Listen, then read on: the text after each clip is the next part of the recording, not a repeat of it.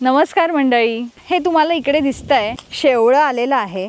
तर शेवळं जे आहे हे कंदापासून येतो. याचा कंद जमिनीमध्ये असतो आणि पावसाळा सुरू झाला, पहिला पाऊस पडला की हा कोंब असा बाहेर येतो. याला आपण शेवळं म्हणतो. तर हे तुम्हाला दिसतंय की हे जे आहेत त्याची स्त्री फुलं आहेत आणि ही जी आहेत ती पुरुष फुलं आहेत.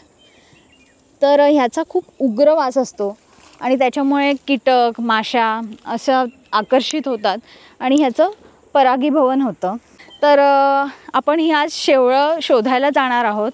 आभा आणि रमा माझ्याबरोबर आहेत. तर आपण आता शेवळं शोधायला जाऊया.